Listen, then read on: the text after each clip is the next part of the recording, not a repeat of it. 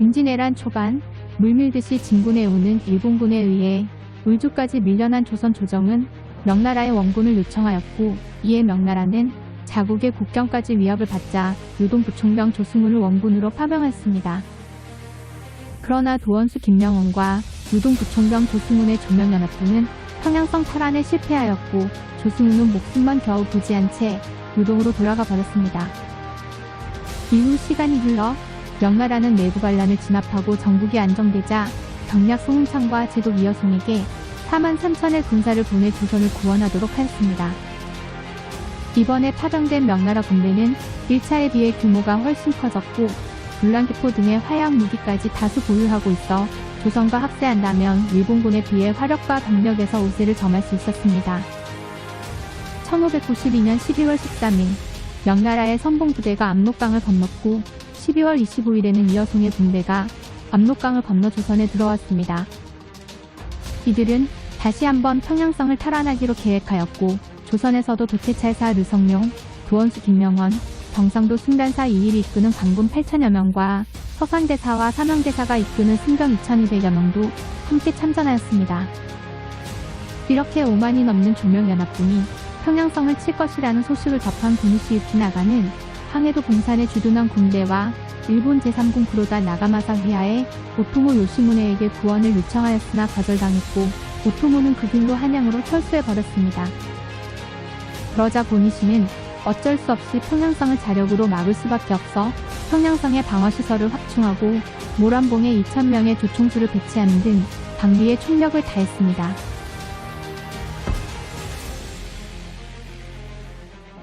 그러는 사이 1592년에 발발한 임진왜란이 어느덧 해를 넘겨 1593년이 되었고, 1월 6일 평양성 앞에 다다른 조명연합군이 성을 완전히 포위한 후 공격을 개시하였습니다.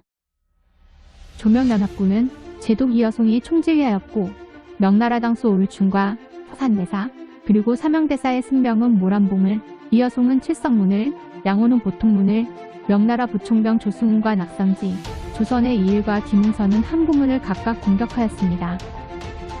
이어 이여송은 후퇴하는 자는 목을 벨 것이며 가장 먼저 성에 오르는 자에게 은 50냥을 내리겠다고 하며 군사들의 사기를 올렸습니다.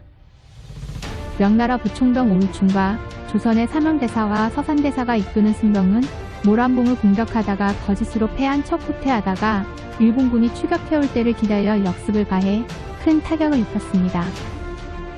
그러나 항구문을 공격하던 조선군은 매복해 있던 일본군의 공격을 받아 큰 피해를 입었습니다. 다음날 새벽 일본군 3,000여 명이 어둠을 틈타 명나라의 자군 진영에 기습을 가했으나 명군이 잘 막아냈고, 조명연합군은 기병을 이용해 일본군을 유인했으나 응하지 않았습니다. 1월 8일 명나라군이 위원포, 자목포, 연주포, 불랑기포 등의 대포로 평양성에 집중포화를 가한 뒤 조명연합군이 성벽에 기어오르면서 양측은 치열한 사투를 벌였습니다. 그러는 와중에 오유충은 총상을 입고도 분전했으며, 제독 이여송은 타고 있던 말이 탄환에 맞아 죽었음에도 다른 말로 갈아타 군사들을 끝까지 지휘하였습니다. 이를 보면 병사들뿐만 아니라 지휘관들도 전장의 최전방에서 직접 전투를 독려했음을 알 수 있습니다. 그렇게 일본군은 압도적인 화력과 밀려드는 물량 공세에 점점 후퇴하였고, 평양성의 외성이 함락되었습니다. 아래는 류성룡이 쓴 진비록에 수록된 4차 평양성 전투에 대한 내용입니다. 다음 날 아침 명나라 군대는 진격하여 평양성을 포위하고 보통문과 칠성문을 공격하였다. 적은 성 위에 올라 붉고 흰 깃발을 줄지어 세우고 항전하였다. 명나라 군대가 대포와 불화살로 적을 공격하니 대포 소리가 땅을 울려서 수십 미안의 산이 모두 흔들렸다. 낙상지, 오유충 등의 명나라 장수가 친히 군대를 이끌고 개미처럼 성을 붙어 오르는데 앞사람이 떨어지면 뒷사람이 올라가니 후퇴하는 병사가 없었다. 적의 칼과 창이 성벽 위에서 아래를 향해 나와 있는 모습이 마치 고슴도치의 바늘 같았다. 명나라 군대가 더욱더 분투하니 적은 버티지 못하고 내성으로 달아났다. 칼로 베고 불로 태워 죽인 병사가 매우 많았다. 맹렬한 확보 공격으로 평양성의 외성을 함락시킨 조명연합군은 물밀듯이 중성으로 치고 들어갔고, 일본군은 계속 밀려나 풍월정에 토부를 쌓아 올려 결사항전하였습니다. 그러자 조명연합군의 총지휘관이자 명나라 제독인 이여송은 이곳을 집중 공격했지만 일본군의 필사적인 저항에 막혀 피해가 속출하고 있었습니다.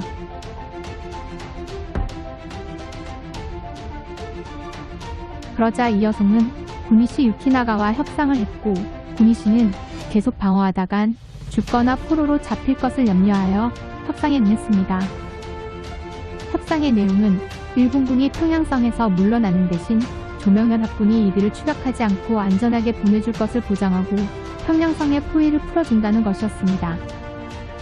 조선군은 협상의 소식을 듣고 격분했으며 피해를 감수하고서라도 임진왜란의 일본 제1군 선봉장인 구니시 유키나가를 잡고 싶었으나 지휘권이 명나라에 있는지라 이여송의 지시에 따를 수밖에 없었습니다.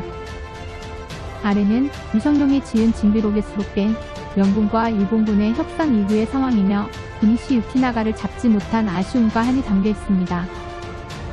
적장, 고니시 유키나가 등은 남은 병사를 이끌고 밤마다 달아나 한양으로 돌아갔다. 기력은 쇠하고 발은 부르터서 절뚝거리며 갔다. 우리나라 사람은 누구 하나 나서서 그들을 공격하려 들지 않았고 명나라 군대도 그들을 추격하지 않았다.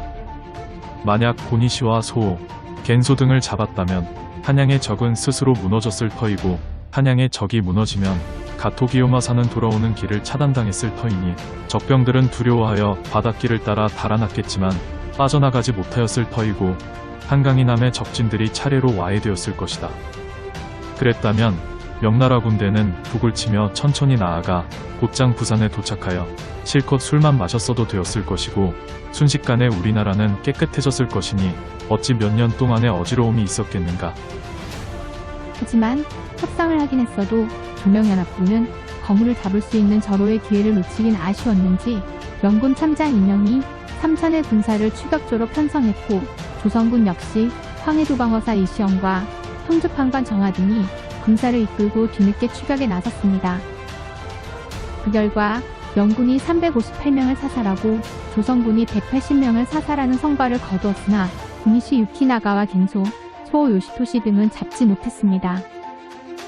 그래도 조명연합군은 1592년 6월에 평양성을 빼앗긴 후 세 차례에 걸친 공방전 끝에 평양성을 탈환하는 데 성공했으며 구니시는 부산에 상륙할 당시 18,700명의 군사를 이끌었으나 이 전투 이후 한양에 도착했을 때는 6,600명으로 크게 줄어 있었습니다.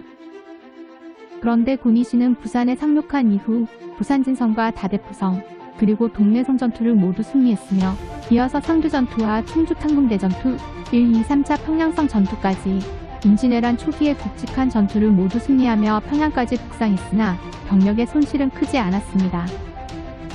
그러니 4차 평양성 전투가 구니시에게 얼마나 뼈아픈 패배였는지 어렵지 않게 실감할 수 있습니다. 다음 시간에는 벽제관 전투에 대해 다루겠습니다. 시청해주셔서 감사합니다.